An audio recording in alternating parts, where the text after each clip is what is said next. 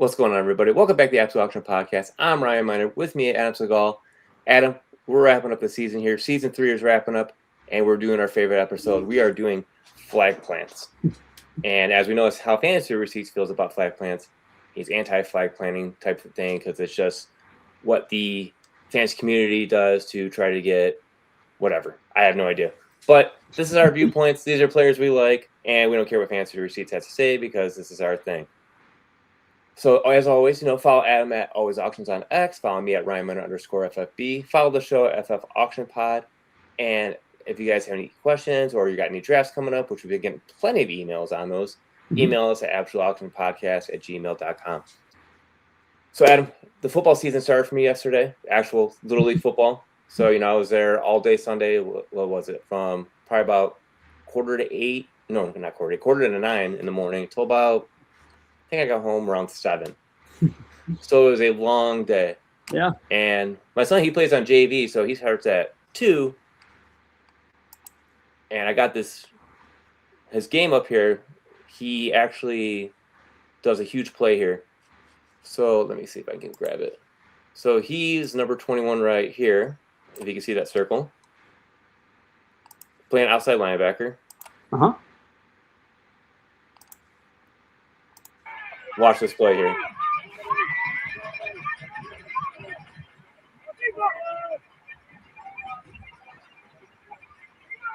He's getting ready.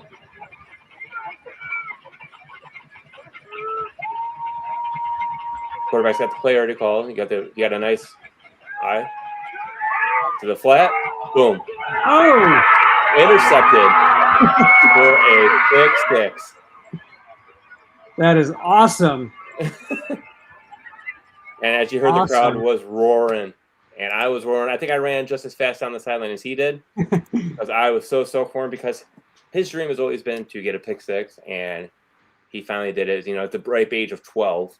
That's freaking awesome. Something he's always going to remember. I helped out his fantasy team as, he gets a pick 6. Quite a few tackles yesterday. So he had quite a few fantasy points if we were doing IDP league right now. That's so great. But he was, man, we were all excited. They won 14-6 with the final score. So nice. Starting out 1-0 on the next weekend will be an up in Commerce area, which I don't know if you know where that is compared to where Farmington was, where you came from. Okay. It's north of there. So yeah, another football weekend coming up. But as I said, Adam, we have flag plants. We're gonna move on. We're gonna have a good time with flag plants as we wrap up our season here. And I'm going to kick it off to you first because you have some interesting flag plants. And I don't know which one you want to start with. First, I'll let you pick whoever you want to pick. Well, I think before we get into our flag plants, I do think we should probably, just take a moment or two and really just say thank you to all of our fans, everyone that supported us this year. We got so many emails, so many DMs, so many messages from people who, were watching us on YouTube and, emailing us with questions and advice, and it was just so great to hear from everybody. We did a ton of mocks. Like you said in the earlier episode, I was doing these auction mocks since back in, late May, if you can believe it, just to try to get, kind of an early baseline on the AAV. I had people reach out to me and, they love the tool. They love the website. I'm so happy that everyone enjoyed it. It was the 4th year in a row that I was doing it. I'm absolutely going to keep doing it next year and and on into the future. So I really appreciate everyone who reached out to us and supported us this year, and just want to take an opportunity in this in just a quick moment to to say thank you to everyone. You're making me cry. That was so heartwarming. Well, I mean, it's so no. I agree. I mean, we had so many people reach out to us this year, and we all, like Adam said, we all greatly appreciate it. All the mocks we did, and this has just been a fast season. It seemed like we just did our opening episode, and now here we are doing the last episode. Yeah. This is our season finale, and we actually did our listener league draft last night, which I think we should also touch on for just a second. Everyone, thank you for those in the listener league. It was such a great draft. I think everyone did really, really well. the whole like Ashton Genty thing kind of, I think, scared one of our owners. But other than that, I think everyone, did really, really well. I think honestly, I still have a couple more drafts coming up. But honestly, just from, I really like how my team turned out. I think it might be my favorite team that I've drafted thus far.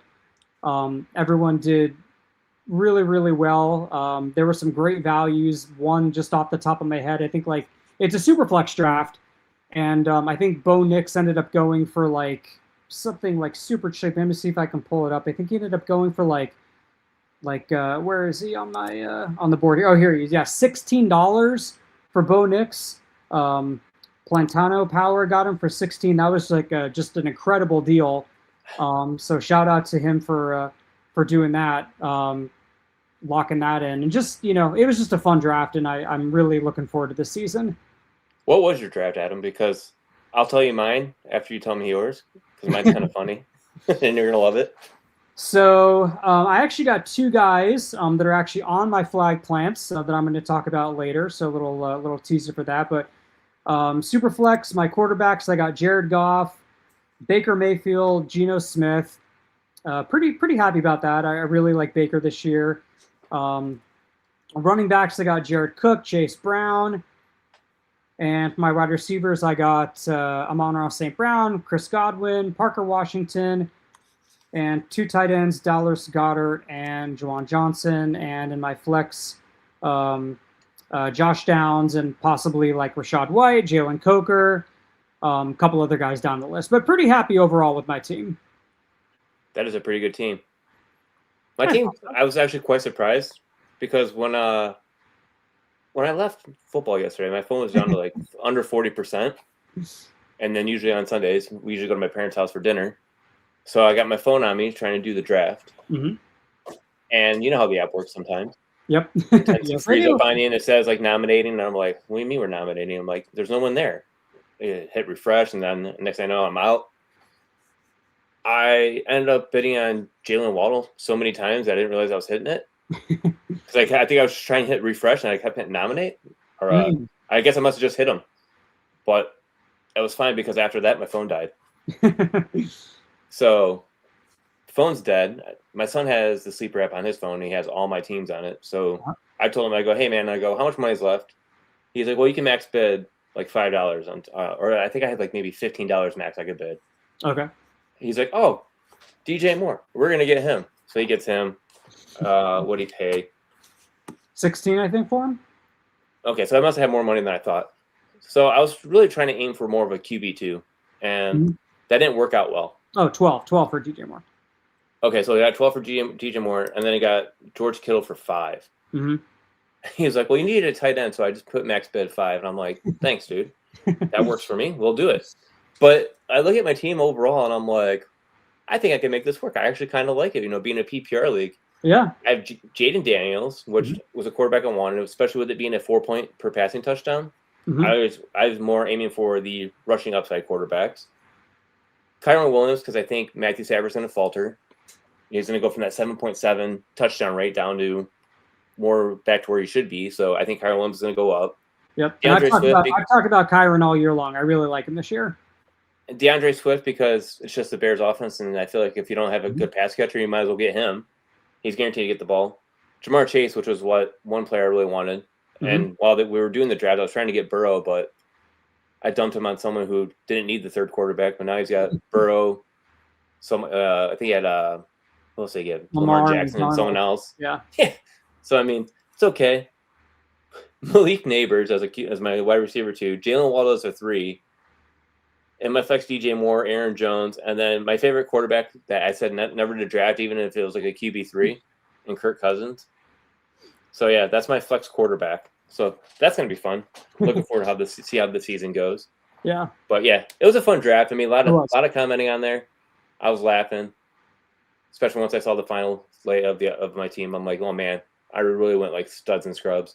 Yeah, I think it'll be a good season, and we had some great fans who reached out to us, and I think everyone's really looking forward to it. It was a great draft last night. Yeah, I'm looking forward to the draft. Looking forward to the season. I hope everyone has a good season. Yep. but we'll kick it off. I think can we kick it off now, Adam? Can we kick off flag plants? I think we can do flag plants. Yep. No, we're supposed to start this like 5 minutes ago, but I guess we can start it now. So I'll kick it over to you with whoever you'd like to go with first. All right. So my number one flag plant player this year is James Cook. And my prediction is that Cook is going to have the best season of his career and finish top 4. So his AAV over the last 30 days is $47 in one quarterback leagues and $39 in Superflex. And there have been, like, we've heard multiple camp reports that Cook's involvement in the passing game has been something that the coaching staff has really tried to emphasize this whole offseason. So I kind of did the math. So if Cook averages just half a catch per game, again, just half a catch per game more than he did last year, he's going to end with about 40 receptions, which would have ranked top 10 for running backs last year. So that's not, I don't think, asking a lot on an offense that is projected to be like the second highest in point totals per game. I think Cook can absolutely get there. And honestly, if you don't want to pay the like 30% markup you're going to have to draft like Gibbs or Bijan, I think Cook makes all the sense in the world, and I think he absolutely smashes this year. Oh yeah, absolutely. Like, I love Cook a lot. I like that whole offense in general. It actually has. It's not more one dimension anymore, where it's just Josh Allen and James Cook. You actually have DJ Moore there. Maybe it even helps Dalton Kincaid out in the long run too. Yep. So something that could benefit that whole team. I love the James Cook call. He can pick up where he left off last year, and top 4. I like the call. Yep. Well, speaking of top 4, Adam, I'm gonna go with my flag plant. And it's one of my favorite quarterbacks, who I did not get last night, so I dumped him, as you probably know, and that is Joe Burrow. He is going as the most expensive quarterback in both formats of 1 QB and Superflex. He's going around $6 in 1 QB, which I love. You know, he's actually been kind of like stalling there, so I'm down for that. About $35 in Superflex, not a bad deal. You know, and what killed him last season was the injuries. He missed 8 games. And we've seen what he can do when he doesn't miss any games and say he has a good season. You know, we're looking at 2024. He had 43 passing touchdowns. When healthy for, you know, we'll say 16-plus games, because that's about the best I can compare it to. He's good for around 4,400 yards and at least 34 touchdowns. You know, and he's a good pocket passer. You don't have to worry about the injury risk with him not rushing. So, you know, like you're looking at like a Jalen Hurts and Lamar Jackson, how they get hurt rushing. Yes, we love those type of fantasy points, but at the same time, sometimes the pocket passers actually help us, which is another type of quarterback you'll be talking about later. And it seems like this offense never changes. It's the same scheme every year. It's pass heavy. I love what Joe Burrow can do, especially if he comes back with another healthy season. I can see 40-plus touchdowns and the number 1 overall QB finish. Yeah, absolutely. And I think I mentioned it earlier on one of our episodes when we talked about sort of our quarterback strategies. Burrow is like the one super flex quarterback that I probably would pay up for. I think he's going to potentially like set records this year. I think that offense is going to be super explosive. You know, we said it before, their defense is terrible. They're going to be playing catch up in a ton of games. So it's just going to be Burrow, you know, chucking the ball all over the field. Everyone on that offense is going to benefit. Love the offense, love the scheme. I think Burrow is going to have a great season. Love the call. Love it. All right, man. And going on with your number 2 guy, who are we going with here, Adam? So I think this is going to be a guy that you are going to be pretty happy with as a Lions fan. My second flag plant, another quarterback, and that is Jared Goff. And we talked, you know, before how the Lions have just one of the easiest schedules of any team this year. As well as they only have, I think, 1 game all year that weather could really be a factor, and that's Week 17 at Chicago. But even if that is a bad weather game, it's probably going to be a shootout nonetheless. So again, just another game where I think Burrow, yeah, but that Goff is just going to put up like insane numbers. So they're tied. The Lions are tied with the Bills for second in team projected points per game, point totals per game. And Goff's AAV is only $2 in one quarterback league, 18 in Superflex.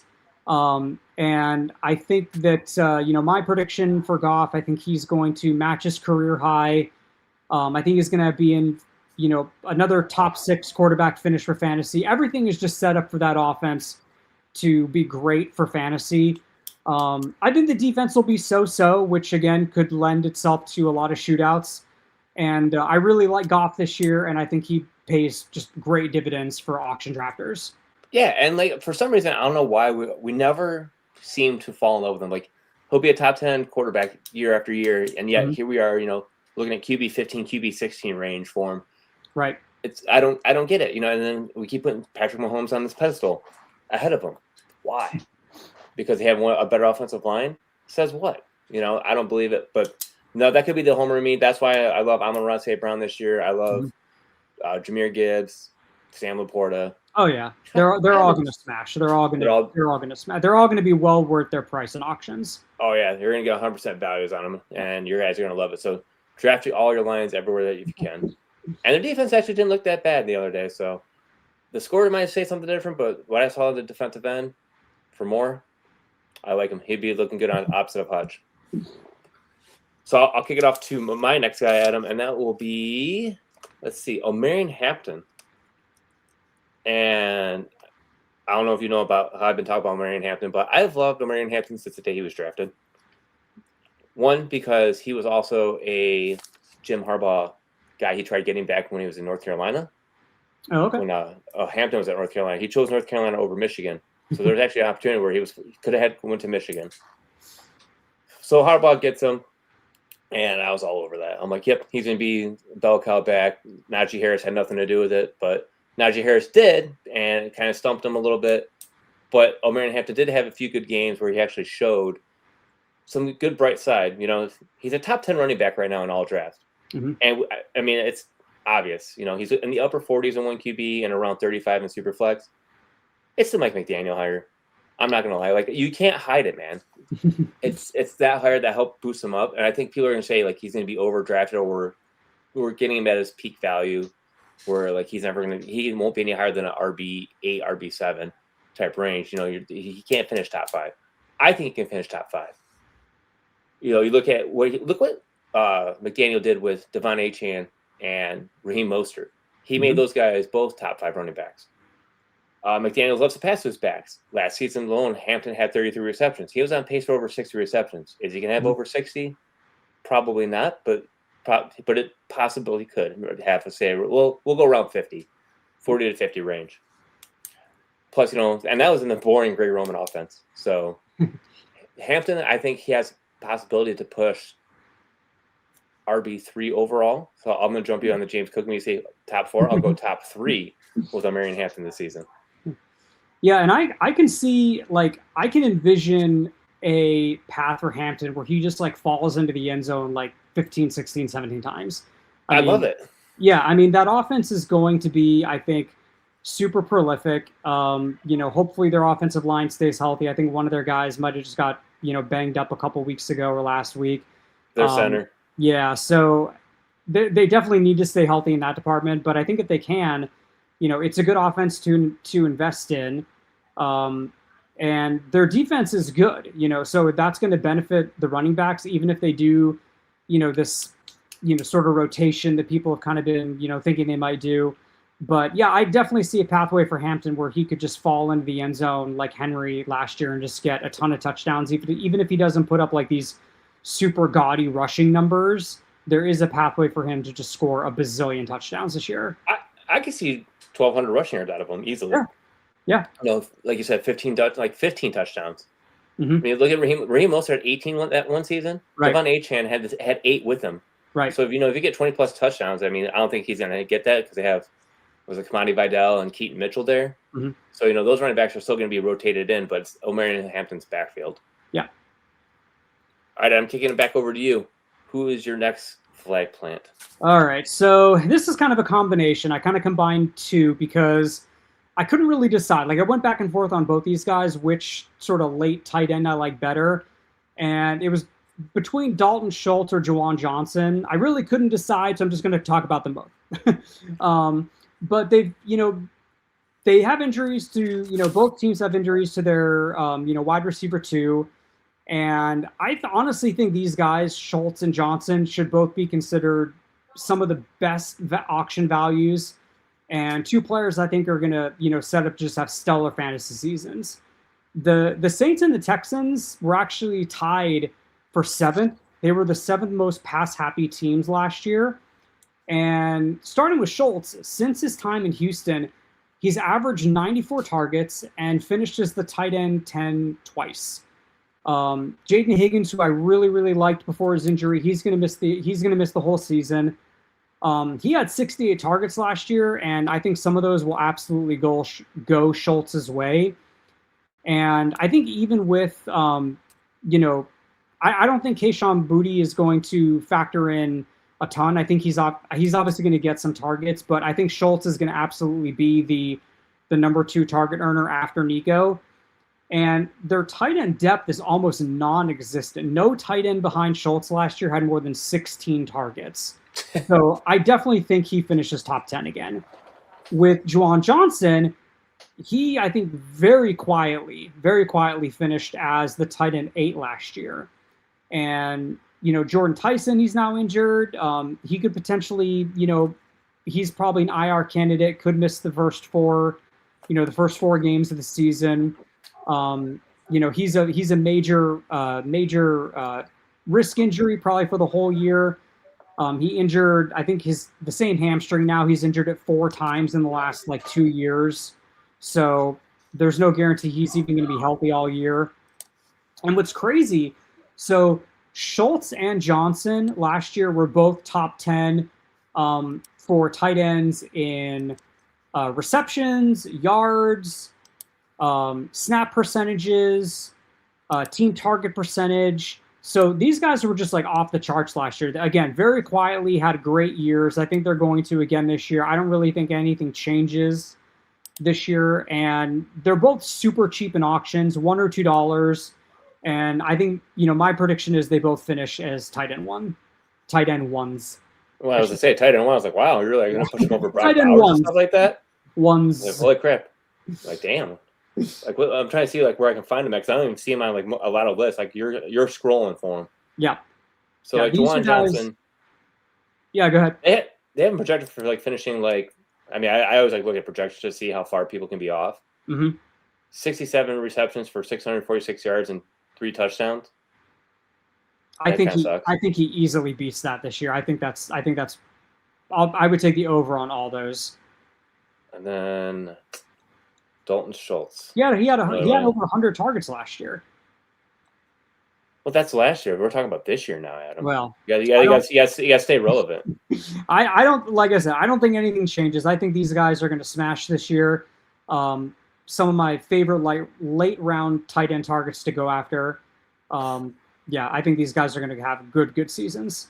So they have basically Dalton Schultz and Juwan Johnson getting the same thing, difference of 30 yards. Same amount of catches.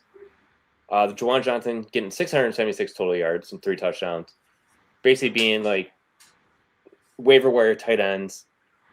It's hard because it's so hard to say with tight end. When you get to this late round tight end, it's more of you want that touchdown. Because if you don't get that touchdown, then they have a crappy day. If you took away all those touchdowns, it'd be basically taking Javonte Adams and saying all right, your 14 touchdowns just went down to 6. Right. He doesn't look so good after all. So the touchdowns are so fluky when it comes, especially the tight end position, unless you have someone who can be like a Brock Bowers, Trey McBride, Colson Loveland, Warren. But even at that point, you're looking at 6 to 7 touchdowns. Right. And I think what is alluring and enticing about Schultz and Johnson is that they really don't have a lot of target competition behind them. I think, like I said, we don't know what's going on with Tyson. I think he's probably going to be banged up all year. He probably won't be 100% the whole season. I think Johnson, again, he had 102 targets last year. I think he easily matches or even exceeds that. Schultz, I think, was right there with him. So I love these guys late round. I'm planting my flag. These guys both finish as tight end 1s this year. And I'm looking at it too. Schultz 82 catches was the top of the was the top team. Top of the team. So blue. Wow. If I could ever talk right. So he's a good mid-range tight end too with upside is what I'd say. I mean, limited, but I would take him. Juwan Johnson, I think he started off pretty hot last year. Mm-hmm. He was pretty enticing. I think a lot of people went after him to begin the season. But he also did finish the same thing, career high in targets. He had over 100 targets. Yep. yards, receptions 77 and 889 yards. But once again, 3 touchdowns kills, which is what kills us. But these are solid tight end twos. If you want to get you can actually pair these two guys up together. Oh, that yeah. wouldn't be a bad pairing. Just play the matchups. Yep. Yeah, and So like I I like said, that one. Yeah, I mean, like I said, they were top 10 in a bunch of categories for tight ends. So if you are an auction drafter that's going to just completely fade the tight end position because you don't want to spend up for, for a Browers or a Loveland or whomever, and you just want to pivot and spend, more of your budget on your positional players and just throw $1 or $2, these guys are great targets for that. I think you could say also the same thing about Dallas Goedert. He was another guy that I was considering. Similar position, not a whole lot of target competition behind him. And, Mekhi Lemon, Devonta Smith, they've been kind of banged up, this training camp. They've been practicing lately, but he's another guy I really like too. Yeah. Man, I mean, you're getting these cheap guys. I'm going with all these expensive guys that I like. But I'm moving on to my next one, and it's one of a Joe Burrow teammate, which I wouldn't mind stacking, but it's not Jamar Chase. It's T. Higgins.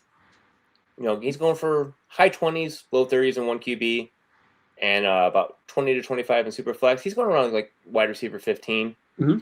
And I just love that value overall. Like, if I can get him as a wide receiver 2, hell, if I can get him as if we're having like a start 3 and I can have him as a wide receiver 3 in that range, I would be buying all over that. He's been a top 20 receiver in 4 of his last 5 seasons, so he's very consistent. So that's why I like the wide receiver 2 there.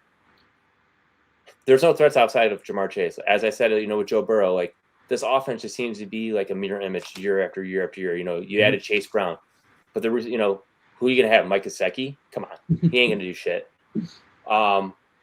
He's coming off a back-to-back season with 10 touchdowns, so we at least know he has that double-digit scoring capability. Right.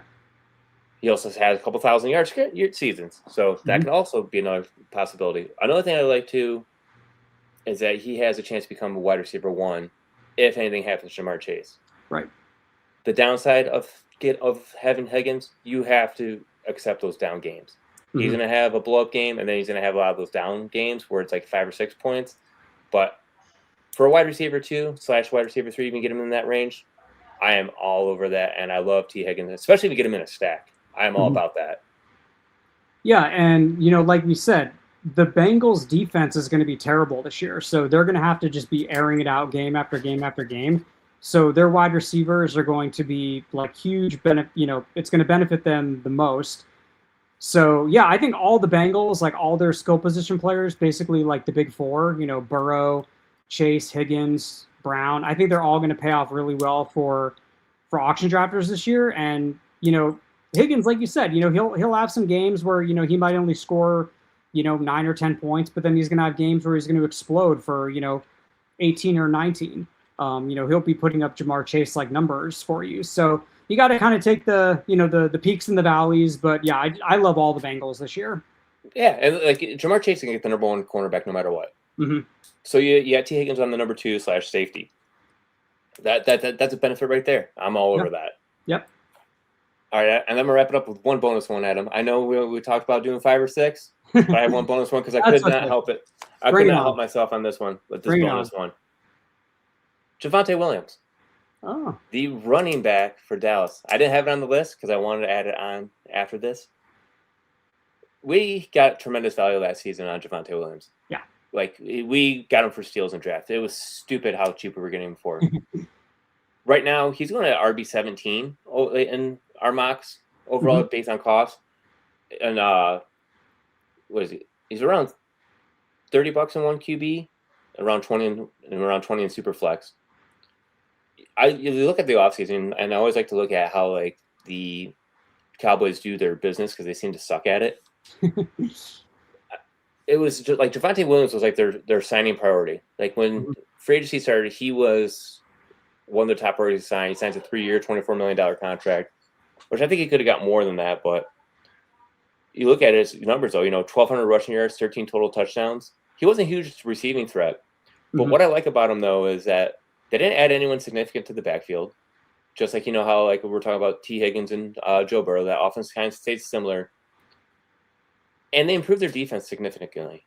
They re-signed Williams to an extension. I think that defense is getting bolstered you have Caleb Downs. You drafted Caleb Downs. They drafted another defensive end too, also with that. So that defense is going to be stellar. Mm-hmm. What do you want to do when you have a good defense? You want to run the ball. Yep. Run the ball, control the clock. Yes, you're paying dearly for him this year, but I think you're paying for a solid RB2 with RB1 upside. Oh, yeah. And I mean, Williams was an absolute bell cow last year, and I don't think really anything changes. Jaden Blue's still there. He doesn't do anything.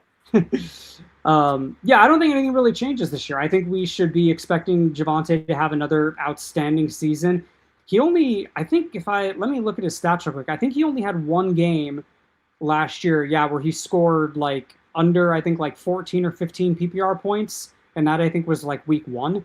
So he was just on fire last year. And yeah, I mean, much like with, any good offense, like you said, they're going to want to run the ball. They're going to want to control the clock. And even though he really didn't do much, like as a pass catcher, he didn't have a ton of yards. He caught a fair amount of balls. Like they were actually throwing his way quite a bit. He just didn't really make the most of those opportunities. So if he can just improve, get a few more yards for pass catching, yeah, he absolutely has the potential to be like just a top 10 back. He was RB11 last year in PPR. So I can absolutely envision a scenario where he, not only does exactly the same as a rusher, but improves in his pass catching and, gets to be like top 7, top 8 this year. Yeah, you're buying him. Yeah. Do not pass him up. If you can get him as your RB2, solid. Yep. Yeah, someone got him in our listener league last night for 20 in a super flex. Yeah. Like that's I was aiming for him too. Price for him. Yeah. I had him circled and I was like, dang it. Can't get him, but hey, I could talk about him, so why not? Yeah, he's a great player to target this year. Well, Adam, that's it, man. This is the end of season 3. Oh, season 3. I know, it's like, now what? Now we have the whole football season ahead of us to watch. I know. We get to recoup, and just thinking it'll be like, it'll seem like in a few weeks we'll be doing this all over again beginning next summer. Yep. So, guys, well, don't worry. We'll be back for season 4. We're going to have a lot more fun. We'll have more topics. And, if you guys have drafts going on, please send them to us. We love to see what your guys' results are, absoluteauctionpodcast@gmail.com.